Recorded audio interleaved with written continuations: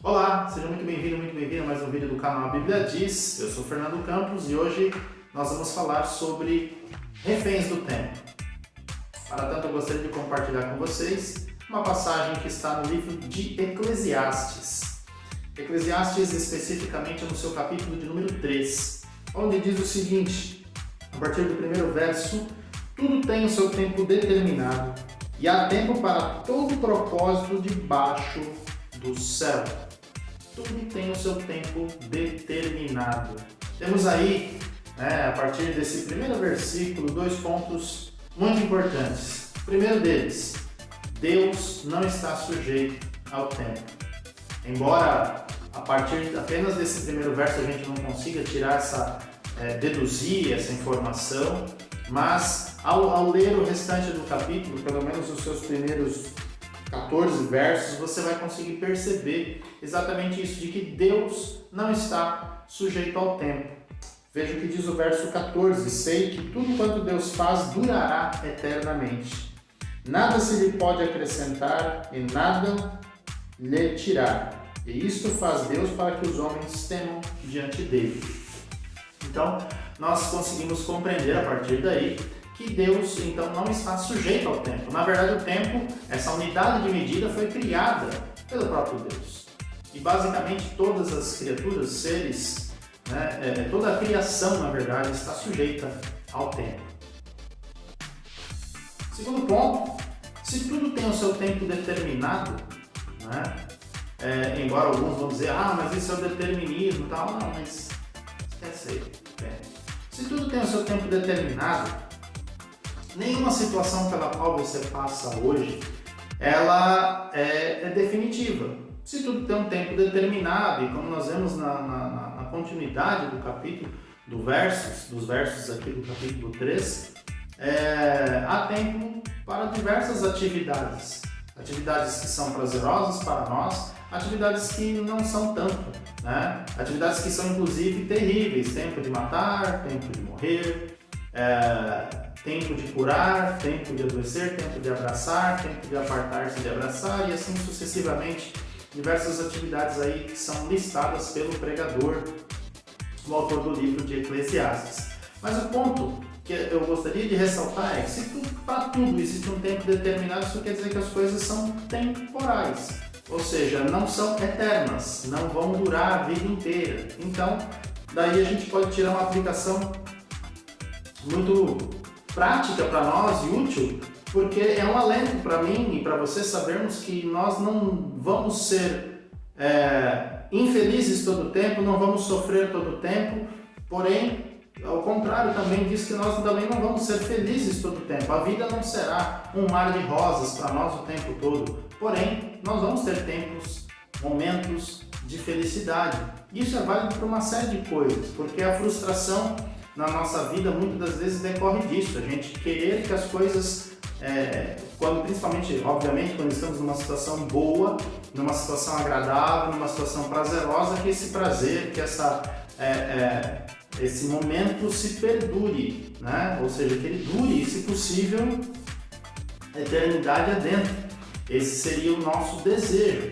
Mas o ponto que eu quero ressaltar aqui é exatamente isso. Enquanto estivermos sujeitos ao tempo, isso não pode acontecer, isso não será possível. Haverão altos e baixos, haverá tempos diferentes, haverão situações diferentes, mas o consolo que nós podemos ter é exatamente esse. Se estamos num momento de luta, num momento de dificuldade, se você está num momento de prova, é hora de você parar para pensar que, olha, haverá um momento em que essa situação vai virar, haverá um momento em que isso vai se reverter, o quadro vai mudar.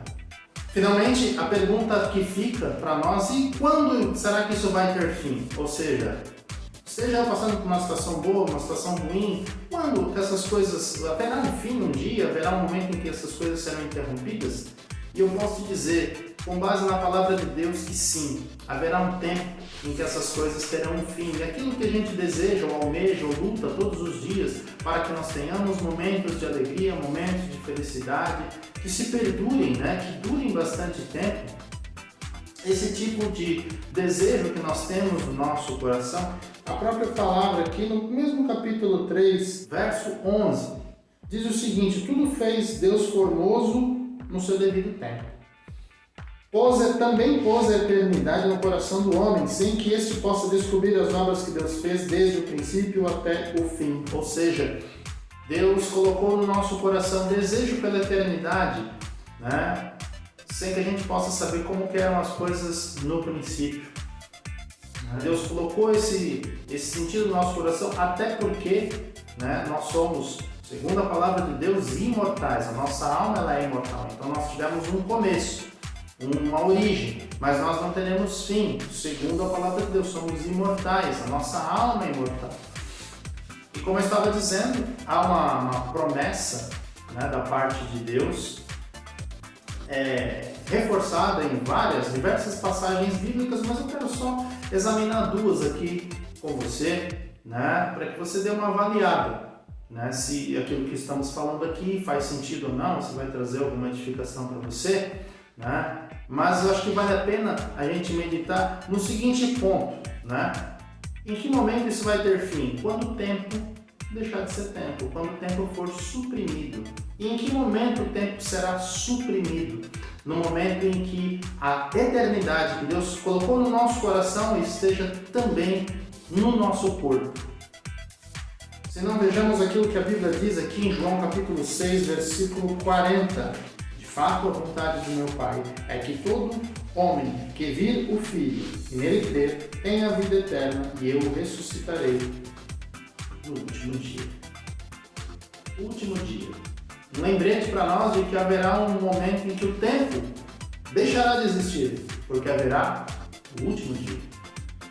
Haverá um dia em que haverá um julgamento final, segundo a palavra de Deus nos diz. E não importa quanto tempo será ou durará esse julgamento, vai ter um fim. E quando isso acontecer aqui, como foi dito, aquele que crê em Jesus Cristo, receberá da parte de Deus a vida eterna.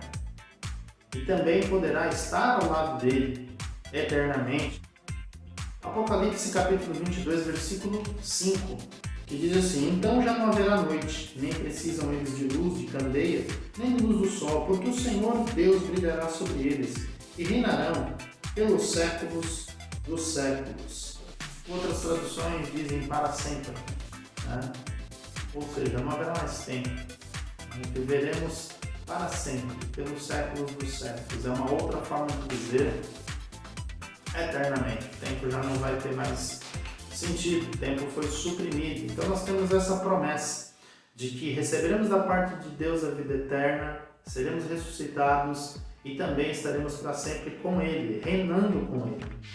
Então essa é a mensagem que eu tinha a trazer para você, esse livro tão belo, que é o livro de Eclesiastes, que faz com que nós estejamos refletindo sobre as circunstâncias da vida, né? Quando as coisas não dão certo, quando as coisas não vão bem, quando nós olhamos para as circunstâncias da vida e às vezes nos deixamos levar por elas. O livro de Eclesiastes é um bom livro para a gente ler nesses momentos, que nos leva a refletir, que nos leva a algumas questões a respeito da vida, né? E nós conseguimos perceber que tudo tem um tempo e que Deus, né, o autor do tempo, o Senhor da história, num determinado momento vai dar um fim nisso. E aí, eternidade. Espero que você tenha gostado, né? Não esqueça de deixar o seu like.